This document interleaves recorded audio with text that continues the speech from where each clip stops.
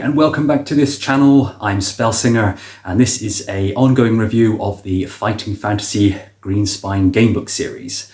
This review is going to bring you a quick look at this title and book number, followed by the blurb reading, and then I'll go through the plot and talk a little bit about the game mechanics and the adventure sheet. I'll run the artwork throughout this video, have a quick chat about that, and then have a look at my own likes and dislikes, talk a bit about the fun facts that I may have found, any errors of interest, and I'll finish with a summary and score for this book. Before I get started, I just wanted to sort of thank a few of the subscribers that have jumped on lately. So just at random, a very big thanks to Hal9000, Maria Vernon, Futureboy23, Elfbait, Robert Scott Frawley. Thank you and welcome. Yeah, so this book, it's not a big fan favourite. I like it. I've always liked this one. It's one of the better of the sci-fi books.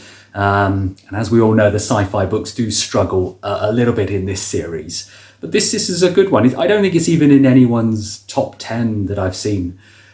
So it's a bit of a shame, but I can understand why, and I'll go into the details throughout this video. But this is book 12. This is Space Assassin, published back in 1985, and the author for this one is Andrew Chapman. So Andrew Chapman's jumping on board. He does a few books for this series. They're all very good, but this is his first entry. The cover art here is Christos Achilleos, and that is a really nice piece of art, really grabs your attention and kind of draws you into this world. The interior artwork, however, was a bloke by the name of Jeffrey Senior, and also this artwork that runs through this book is also very nice and very well suited to this sci-fi genre. So I've got my copy here. The blurb for this one reads as, "Looming above your home planet is the vast hulk of the starship Vandervecken. Aboard, the crazed scientist Cyrus is planning to unleash a gruesome experiment upon your world, which will destroy all life as it is known, leaving only hideous mutations in its wake. You are the assassin, and your mission is to stop him before it's too late." So there you go. Yeah, so basically this one, it's got a nice straightforward plot. So let's have a look at that. Space Assassin, it's the second fighting fantasy book that touched on the sci-fi genre. So obviously the first one being Starship Traveller.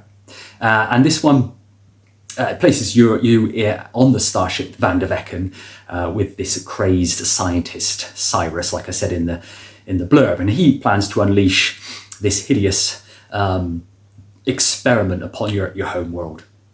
And you must basically make your way through this kind of labyrinthian type starship, the Vandervecken, overcome all these kind of weird robots and mutants until you confront the scientist himself. And if you manage to defeat him, your planet will be saved and you'll be successful. So, you know, there's nothing groundbreaking here.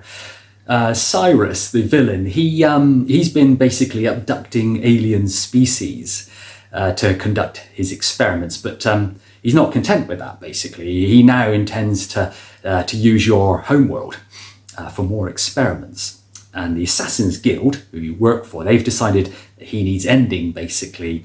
So the plot involves you having to find your way through his ship, the Vandervecken, and make your way through whatever obstacles come your way, track down Cyrus and kill him. And that's it. That is the story.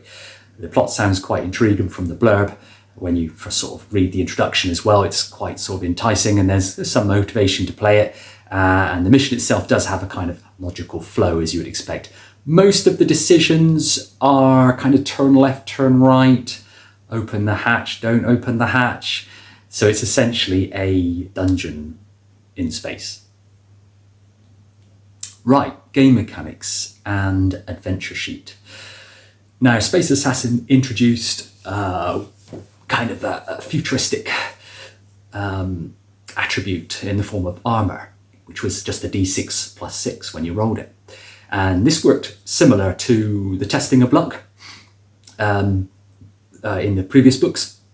And so basically, it would determine if your player or you were able to sort of deflect any enemy fire using your armor. So the armor absorbed the attack before your stamina took a beating. So it kind of works quite nicely.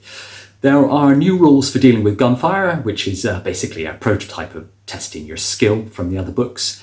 But they do add a nice variation from the traditional kind of hand-to-hand combat that's really common. You can also throw grenades at the beginning of battles. So when you arrive at a group encounter, you get the option just to launch a grenade at them if you have one, and you can do damage to sort of multiple opponents all in one go. A player's weapons are determined by another 1d6 roll. So with the amount you get from that d6, you can kind of treat it as money effectively and spend your number on a choice of weapons. So the weapon list starts with an assault blaster, an electric lash, grenades, gravity bomb, or you can just up your armor. Then the player basically has to have either an electric lash or this assault blaster. You've got to have one of those two items, but you can actually pick up that assault blaster fairly early on in the game book anyway, so you may as well just go with the cheaper option. As you're also quite limited to carrying a maximum of 5 items in this book, and that is excluding weapons. And also, instead of provisions, you get pep pills, which restore 5 stamina points every time you take one. So really, that's it. Those are the new sort of additions to this game book. But here's the adventure sheet. So you can see from here, you've got your standard skill, stamina and luck, but you've also got your items of carried equipment, your 5 items. You've got your armor score there as well. So obviously when that goes to 0, you can really start to take a lot of damage. You've got your energizer tablets there, your pep pills, and your weapons as well. So yeah, weapons would be a separate category to your equipment, as they don't actually count as an item. So you would make sense actually, because you're going to carry it, aren't you, around. But that's the adventure sheet, so not terribly different. Looking at the artwork on this one, the art is got this really nice futuristic kind of feel to it. I feel like a nice look to it. It's fairly odd to suit the odd ship as well. A lot of the artwork has got this kind of really weird look about it. And the cover has this kind of air of mystery to it as well. The scene depicted in that cover is just one short cameo and offers no real challenge to the story anyway. But the cover is probably the least atmospheric. It is quite atmospheric and quite dark. But yeah, it really just captures a very brief point in the story, which doesn't really have an awful lot of impact. So it's a kind of odd choice, but still, it looks great. The image of the Vandervecken is really nice, and it kind of depicts the sheer size of this spaceship. And there are many corridors and air ducts that provide a very claustrophobic feel to the whole environment. Many strange creatures that inhabit this ship. And there's some evidence of all the failed experiments that Cyrus has tried as well. So as you're wandering around, you get all these wonderfully drawn images by Senior of all these random kind of dual creatures that have been morphed into one, and all kinds of bizarre side effects from all this experimentation. I have got a favourite picture, and that's this one here. This picture of the cleaners. I'll read you the entry that goes with it, because yeah, it's just as odd as this picture. But yeah, you've got these 3 cleaners that are running around the ship, obviously cleaning it all up, and you encounter them, and the first thing they do is they come at you, so it turns into a fight. But this is what it says. The wall vanishes to reveal a wide corridor occupied by 3 rather odd creatures arrayed with a variety of domestic cleaning apparatus. The tallest one, having what looks like carrots for ears, nose and cranium, is busy cleaning the lights in the corridor with a long hydrovac, while the 2 shorter creatures, looking like extremely fat bipedal felines with backpacks, are vacuuming the floor. They stop when they see you. Looks like an intruder, fellas, says the tall one. Yep, sure does, answers the others. They advance towards you, threatening with suction tubes. Excitement, cries one. Adventure, yells another. Charge, screams the last. And with that, they attack you. Vacuum cleaners sucking, hydrovac spewing vapor and steam. You engage them in hand-to-hand combat. There's a lot of sucking going on. It's just very odd. But it is a picture that kind of stuck in my mind. Likes and dislikes for this book. I love the overall kind of James Bond in space feel to it. You do feel like you're kind of that secret agent on the mission to sort of save your home world. But I've got a few more dislikes, I'm afraid. So Chapman, he decided to put an entire planetoid on the ship, and it's got these forests and rivers and all these plains and lakes, but there's no context to it, to the idea at all. The first time I ever read this, I thought I'd gone to the wrong page by mistake. So if you find yourself on this planetoid deck, you're sent on this sort of endless catalogue of north, south, east, west junction choices that eventually loop you back round in circles. And yeah, it just feels like a filler to maybe get up to 400 references, which will make sense in one of the fun facts later on. But it feels very disjointed and not part of the sort of narrative to suddenly be dumped on this planetoid. But the planetoid is, when you get there, you think, oh, I'm not on the ship anymore, but you are. The planetoid is within the ship. It's that big. And you know, because later on you go across this big gangplank and you look down this walkway and you can see the planetoid below. So, yeah, it's a bit odd, but yeah, whatever. So all this section really achieves, I think, is to use up some paragraphs, and it's not the only one as well, but it could have been put to better use, is what I'm trying to say. But yeah, it's a short game book, originally anyway, so perhaps it was inserted just to fill it out. There is also a tank battle where you are forced to play a one-on-one against the book, which is also eats into the paragraphs in quite a big way, whereas you chase each other around this kind of map. So I'll put the map up here. You can see it's like a grid, A to I think it is, and basically you take it in turns, and you can either move, turn, and fire. But you take one sort of turn at a time, and then take a shot at each other. And you can only really see ahead. You can't see to the left or right, so it's easy to become vulnerable to the other tank. But like I say, it's all for nothing really, because you don't really gain anything from it. It just feels like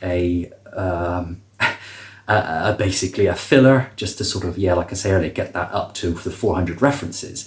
You basically perform a load of skill rolls to determine your hit and miss. And points on the map, A to I. It's not difficult, but you just keep a short record of it. It doesn't last too long, but it probably uses up about 30 references. So that on top of the planetoid section, you're probably looking at about 100 references. So this could well have easily been a 300 reference book and still achieved the end result. Right, fun facts.